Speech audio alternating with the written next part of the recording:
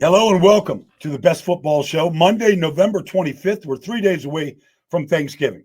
This is a daily podcast that I do, and all I do is just tell you what I've just watched, what I've gleaned, what I've seen, what I've identified in the film room here in my third floor office at NFL Films, Mount Laurel, New Jersey.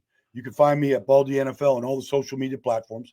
You can find this daily podcast wherever you download your free Odyssey app. And then wherever you get your podcast from, you can like it and subscribe to it. We're trying to grow this thing. But let's just get to it. I was in Green Bay yesterday. Finally got back here. It's not easy getting out of Green Bay. I called the national radio for the Packers and the 49ers. We'll get to the Packers in a little bit. But let's get to the Sunday night game. Let's get to Philadelphia and what they did to the Rams.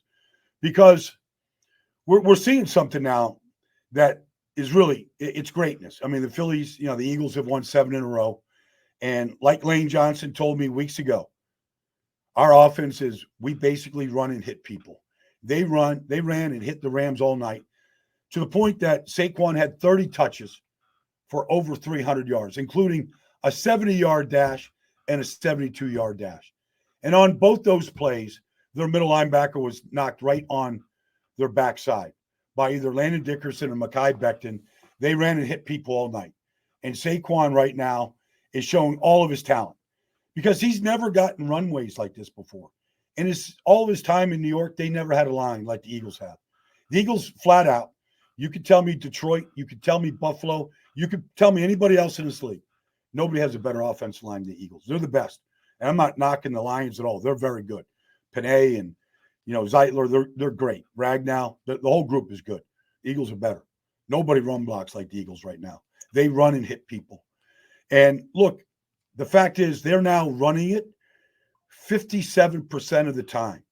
Like, it's outrageous. In fact, in this 7-game win streak, I don't believe Jalen Hurts has thrown more than 28 passes in any game. They are a run first, run second, run third team. And Jalen's a big part of it.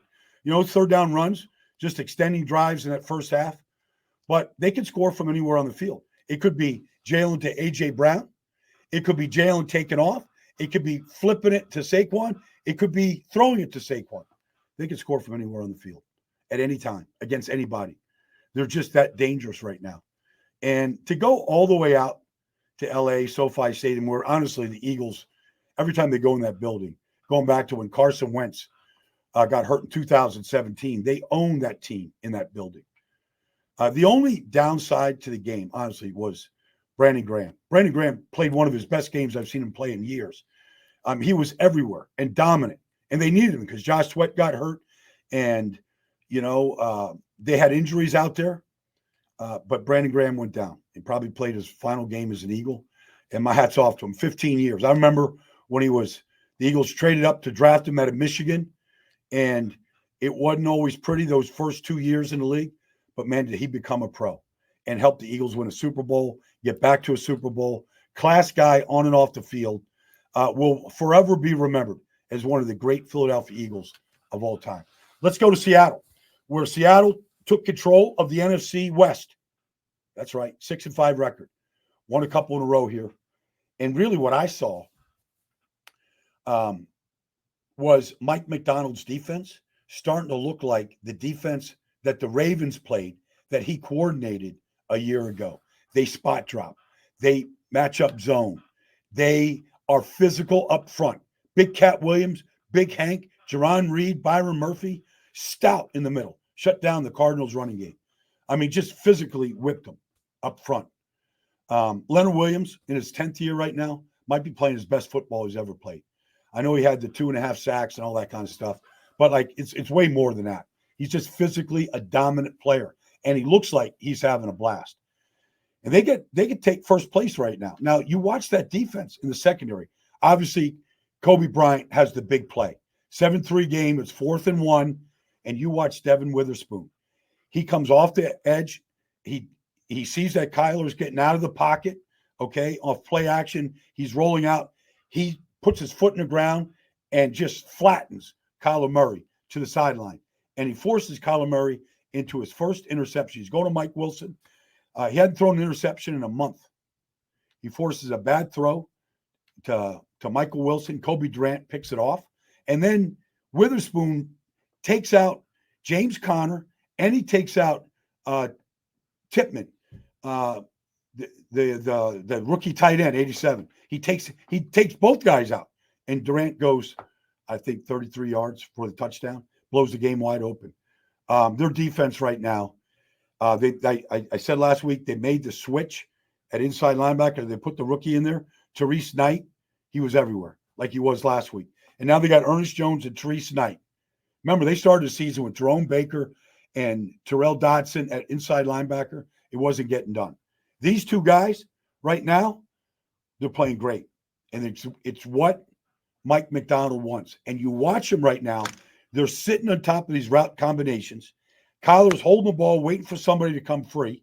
And here comes the rush. Here comes Boye Mafe. Here comes, Leonard Williams. When you start making that quarterback hold the ball because he's not sure, and those safeties are sitting on top of all these routes, it looked, for the first time all year, Seattle's defense resembled what the Ravens did a year ago. Let's go to MetLife Stadium, where the Tampa Bay Buccaneers took the New York Giants apart.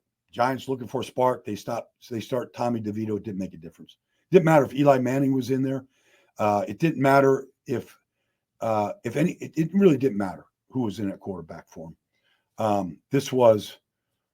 They got beat up so bad in the trenches. Vita Vea was dominant. Kalijah Cansey, dominant. You look at all the guys up front. They, outside of a couple runs by Tyrone Tracy, I mean, it's 23-0 at halftime, and it could have been worse.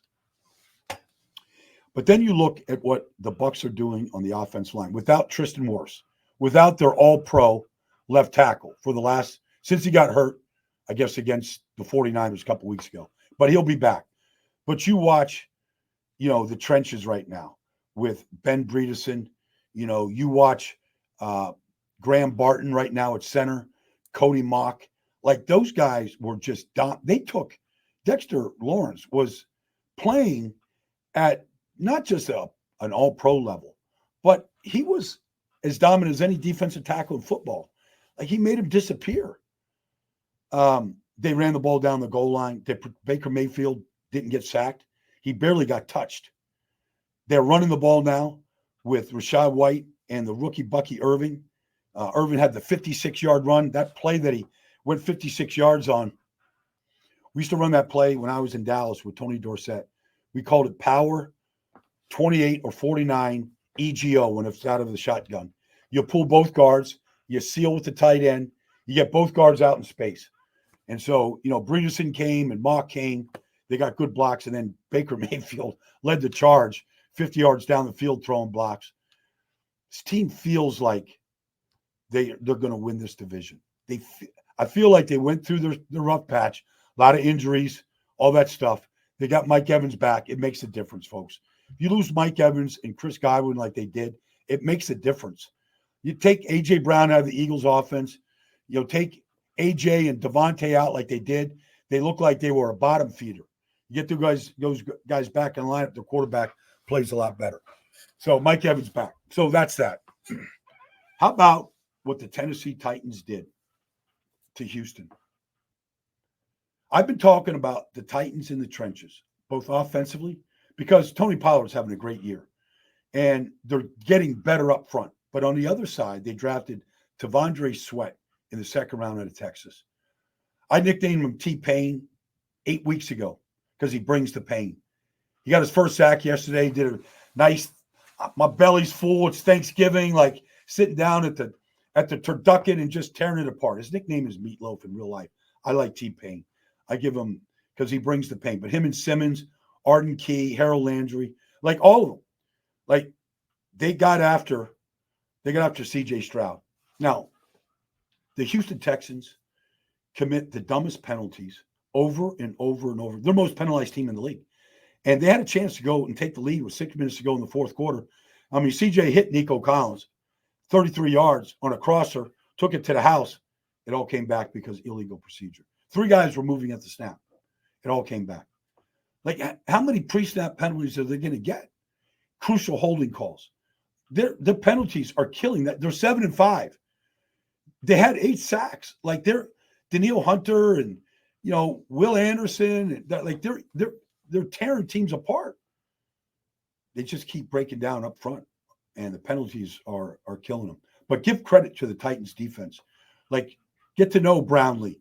Get to know, I think that Kenneth Murray's playing his best football of his life at inside linebacker right now. They're playing fast. They made C.J. Stroud. They forced 2 interceptions yesterday. They got to him a bunch of times. Simmons is a force. He's healthy. He's playing better football than he's played in any of the last 3 years. And they're fun to watch. I was in Green Bay yesterday where the Packers took the 49ers apart.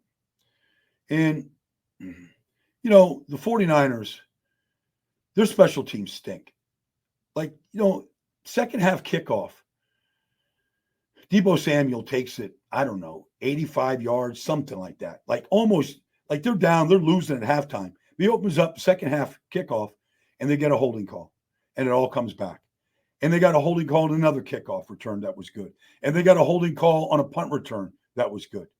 Their special teams, whether it's the holding calls, the block kicks, the missed field goals, like the kickoff returns, their special teams are killing them. Now, to be honest with you, when I watched the quarterback play yesterday, he was pretty good. He was actually, after the first start, you watch Brandon Allen, and he played pretty good. Like, he threw the ball to Deebo Samuel, went right through his hands, and the ball gets picked off by Xavier McKinney, his 7th interception. This defense that Jeff Hafley is operating now, they've got 33 takeaways. I think it's the most in the league. I haven't checked stats. I'll check them tomorrow. But I think they've got 33 takeaways. When Matt LaFleur made the change right after the season to get rid of Joe Barry and hire Jeff Hafley to be the defense coordinator. He coached defensive backs in the NFL. Like, he was good with all that. But he was head coach at Boston College 4 years. He came back. And LaFleur said, I want 3 things. I want to play press man coverage. I'm sick of these zones. I want to challenge receivers. I want a 4-man front. I want to get after the quarterback. And I want to rob the middle of the field. I want takeaways. They've got 33 takeaways. I mean, it's unreal. This is only 12 weeks. They played 11 games. That's 3 a game. That's what they got yesterday. They got 3. And so there's a short turnaround. Look, Josh Jacobs. The Fox yesterday, Tom Brady was doing a game, and Fox put up a graphic yesterday of 5 free agent running backs. Derrick Henry, Josh Jacobs, Aaron Jones, et cetera, Tony Pollard, and what they're doing. I mean, God bless the running back position. You get a good running back, they're worth their weight in gold. Like, these guys are difference makers. Josh Jacobs is having a terrific season. And that offense line of the Packers, like, they're good. They're really good. They're well coached. Adam Stenovich, Luke Butkus, they're very well coached. And they got this short turnaround now because the Dolphins are coming. They got the late game on Thanksgiving. It's going to be a hell of a game. Packers are 8-3. Arizona goes to Minnesota. Detroit plays. They're trying to keep pace with the big dogs in their division. And here comes the Dolphins. We'll get to the matchup, and we'll get to the Dolphins. The Dolphins have won 3 in a row. And what I've watched, without even studying the game yet from yesterday, what I've seen is Zach Sealer, Benito Jones, Calais Campbell. They're playing lights out good up front, and they're stopping good running backs. It's going to be a good challenge for this Green Bay offensive line. The one thing I would say is, for the first time all year, Jordan Love did not throw an interception, but he could have. In fact, I told some people before the game in San Francisco, like, be alert. You're going to have a chance for 2. And they had a chance. In fact, they intercepted 1, but there was an offsides call, and Jordan Love had a free play, and the ball was intercepted in the end zone. But they had a chance to get 2, and they dropped it. Went right through their hands. So I'm just saying, like, Jordan Love, like, he's having a good season. The turnovers are rough. The red zone offense was better yesterday, but it's been a problem. And they lost Romeo Doubs to a concussion. So now they're a little bit thinner. Okay, Malik Heath and Bo Melton, they get a chance to get on the field. They're a little thinner. Jaden Reed is still a star, and Christian Watson dropped a touchdown pass wide open yesterday. So there's something not quite right in the passing game of the Packers. It wasn't exposed because the 49ers have no pass rush, and they really didn't challenge Jordan Love. They had a blitz to get their pressure. The Dolphins are a better defense than the 49ers right now. So I would say that game will probably be the best game of Thanksgiving. And we'll get to it on Wednesday. We'll talk about it. But anyways, that's what I've seen so far from week 12 in the NFL. I'll come back tomorrow, do a little bit more. Got a lot more games to watch and study. Can't wait to tell you what I see. But anyways, that's been the best football show today. Look forward to talking to you tomorrow.